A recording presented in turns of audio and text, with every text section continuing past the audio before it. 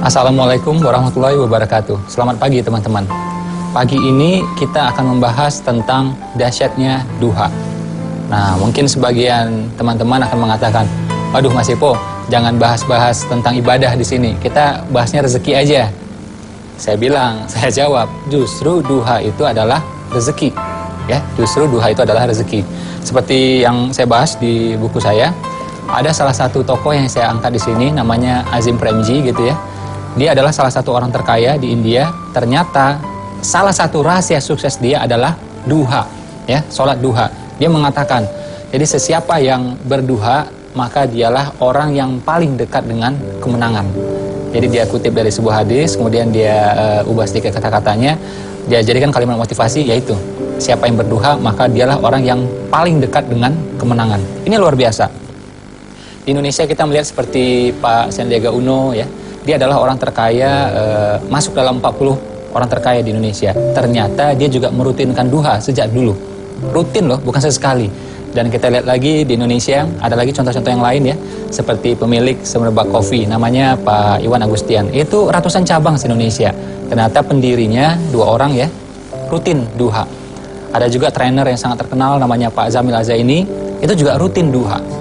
Ada lagi seorang pakar keuangan, namanya Pak Ahmad Ghazali, rutin juga berduha. Ada lagi motivator yang lain di bidang entrepreneurship, di bidang wirausaha, namanya Mas Jaya Setiabudi. Ternyata dia juga rutin berduha. Ya, nah ternyata duha itu memudahkan urusan-urusan kita. Waduh Mas Ipo, nggak ada waktunya nih, kita buru-buru nih. Kita di kota besar nih, ya pagi-pagi jam 8 udah ngantor. Saya bilang, justru kita buru-buru, kita duha. Nanti nggak buru-buru lagi. Jadi duha itu akan melapangkan waktu kita. Ya, saya ulang sekali lagi, duha itu akan melapangkan waktu kita, bukan membuang waktu. Jadi saran saya bagi teman-teman yang rush tiap hari, buru-buru tiap hari, coba pegang duhanya. Ini akan melapangkan waktu kita, akan mencukupkan rezeki kita. Saya teringat dulu ya, ketika saya pengen jodoh lah, ya, wah menarik nih ya. Jadi ketika saya pengen jodoh waktu itu, saya pengen jodoh saya, calon istri saya, orang yang merutinkan duha. Nah, jadi saya mikirnya dibalik aja. Kalau saya pengen jodoh saya seperti itu, apakah saya seperti itu? Ternyata saya kadang duha, kadang tidak.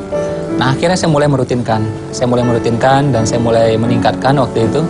Ini subhanallah, hanya berapa bulan setelah itu, saya ketemu tuh dengan dia. Jadi, ketemu kita beneran. Saya duha, dia juga duha, ketemu. Walaupun kita sebelumnya tidak pernah bertemu. Dan gak pakai lama setelah itu kita langsung menikah waktu itu. Jadi duha ini benar-benar rezeki, bukan semata-mata materi, bahkan juga bisa waktu, bisa jadi juga kemudahan urusan, bisa juga jodoh, kayak kasus saya tadi gitu. Nah, makanya kita akhirnya di bisnis saya ya, di TK Khalifah, saya mengajak guru-guru dan siswa-siswa di sana, TK loh, anak-anak TK loh, untuk merutinkan duha. Jadi sebelum mulai aktivitas gitu ya, mereka wudhu dulu, kemudian duha. Ini luar biasa. Begitu dia wudhu, ternyata anak-anak itu tenang. Karena anak-anak tuh biasanya kan ini nih, ya biasalah anak kecil ya, heboh gitu. Nah, itu tandanya sehat. Nah, cuma mau belajar ini kan perlu tenang. Karena itu dia wudhu dulu, kemudian dia duha. Efeknya tenang luar biasa. Semenjak ya, jadi ketika waktu itu saya minta seluruh tim saya berduha waktu itu di TK Khalifah, itu TK kita langsung pertumbuhannya luar biasa. Jadi dari 4 cabang langsung naik 15 cabang, terus naik lagi sampai 70-an cabang di seluruh Indonesia. Nah, akhirnya tanpa saya minta pun, akhirnya seluruh tim sekarang ya alhamdulillah rutin berduha. Jadi orang-orang di rumah ya, seperti yang bantu-bantu di rumah, yang mengasuh anak saya, sampai juga yang bawa mobil saya, itu rutin juga berduha, alhamdulillah. Jadi duha itu akan mencukupkan waktu kita. Duha itu akan melapangkan rezeki kita. Pernah juga saya kejadian ketika ketemu masalah-masalah yang berat gitu ya. Jadi udah tahu nih, siang bakal ketemu masalah yang berat. Ya udah, kita beli dulu, tanda petik gitu ya. Kita beli dulu tuh masalah dengan duha. Kita duha paginya, kita berdoa, dan mudah-mudahan akan dilancarkan, dimudahkan. Dan beneran itu terjadi. Jadi duha ya, kalau dikombinasi dengan yang lain, saya menyebutnya dengan 7D ya, 7D. Ini adalah rezeki yang luar biasa. Apa tadi? 7D. Apa saja 7D tersebut? Pertama, duha. Kedua, doa. Ya. Terus apa lagi? Dagang. Ya. Nah, dagang ini penting nih. Rezeki nih. Terus apa lagi? Derma. Ya, derma. Terus apa lagi? zikir. Nah, ini udah 5D nih. Duha, doa, dagang, derma, zikir. Ya, 2D lagi apa? Nah, kalau 5D ini sudah kita pegang semuanya, sama dengan duit tambah dahsyat. D ke-6 dan D yang ke-7, duit tambah dahsyat. Bukan kita beribadah untuk duit, bukan, ya. Cuma ini adalah efek sampingnya, ya, seperti fadilah gitu loh. Jadi efek sampingnya. Jadi dimudahkan duitnya dan mudah-mudahan dahsyat juga.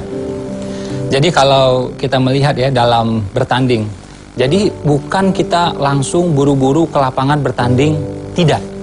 Bukan langsung jeret gitu, enggak. Apa yang harus kita lakukan pertama? Kita diam-diam dulu, tenang-tenang dulu, sejenak, sebentar. Ya, kita mengatur strategi. Setelah itu baru kita pergi bertanding. Duha kurang lebih seperti itu. Jadi sebelum kita pergi bertanding, sebelum kita pergi menjemput rezeki kita, nah kita tenang-tenang dulu. Ini justru akan memudahkan kita bertanding di sana nanti. Ya, duha adalah rezeki. Oke, kita udah lihat tadi contohnya ya, di India ada Azim Premji, salah satu orang terkaya di India. Di Indonesia ada Pak Sandiaga Uno, itu juga teman-teman motivator yang lainnya, pengusaha-pengusaha yang lainnya, dan mereka telah membuktikan bagaimana duha itu melapangkan waktu, bukan membuang waktu. Ya, bukan mengurangi rezeki, justru akan melapangkan rezeki. Jadi saran saya teman-teman rutinkan. Kalau belum bisa banyak, dikit dulu, mungkin dua rakaat dulu. Jadi gini loh, duhanya mungkin 2 rakaat, tapi keyakinannya mesti 100%. Jangan sampai ya, kita duha sampai 8 rakaat, ya bagus gitu. Tapi jangan sampai 8 rakaat, tapi keyakinannya 0. Jadi duha ini kurang bekerja dia. Ya, kurang bekerja dia. Nah, jadi pastikan keyakinan 100% semuanya.